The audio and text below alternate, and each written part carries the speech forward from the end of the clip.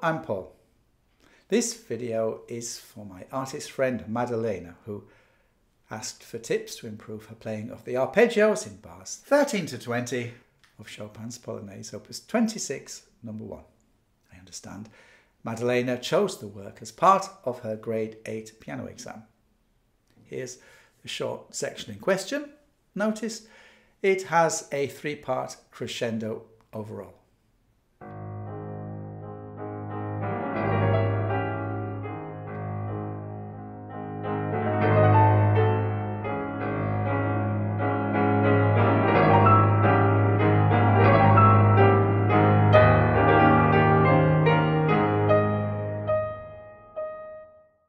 If you're familiar with the Standard Book of Scales, you'll recognise these arpeggios are formed from the chords of the diminished seventh.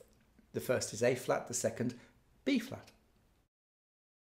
I recommend practicing both arpeggios in inversions just to really get the feel for the intervals and help the instinctive passing of the hand positions over the octaves up and down.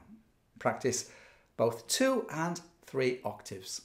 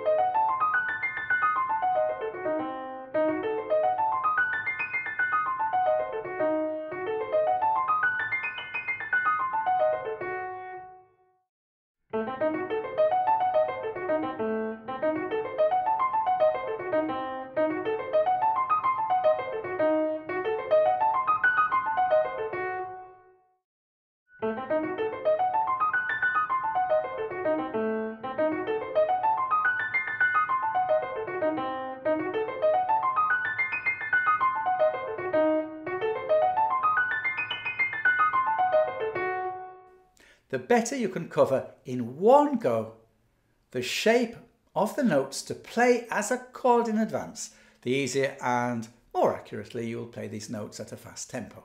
It's similar to the way figurative artists tend to draw by first finding the overall shape of the subject by sketching loosely, then going on to add the details on top. The most important note in the arpeggio is the pivot note, as it enables your hand to pass the chord position smoothly up and down without the hand losing contact with the piano, causing a break. In the first short arpeggio, that note is E. In the second arpeggio, the pivot note is A.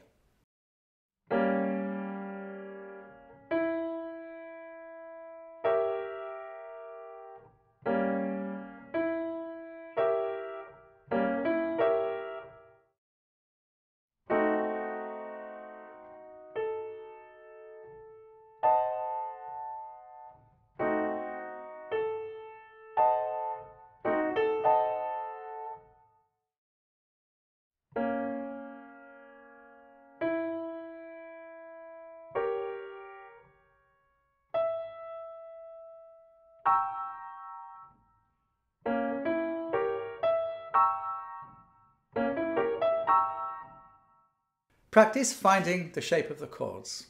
After some time, you'll find your fingers better anticipate the inner stretch of the diminished seventh intervals.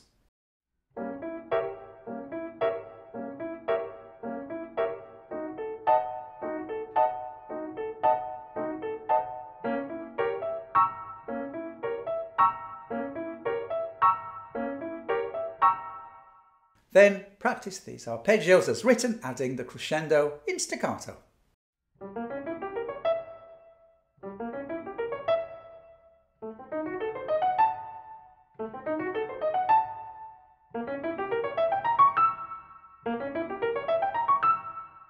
Then practice in legato. Slow legato practice is recommended because legato playing is quite detailed. The technique of legato, as you know, is when we play and hold down a note while the follow-on note is played. Then, and only then, the former note is released. This binds the resonance of played notes together without the pedal. Depending on your piano's regulation, you'll need to add just the right amount of sustain pedal so these notes have added colour but can still be heard individually. This might be quarter, half or full pedal depending on your piano. This section won't sound very impassioned without any pedal, but it can easily sound blurred with too much pedal. So you can record yourself and see how these arpeggios sound with differing amounts of pedal. And you'll need to take the pedal into account when you perform on an unfamiliar piano for your exam.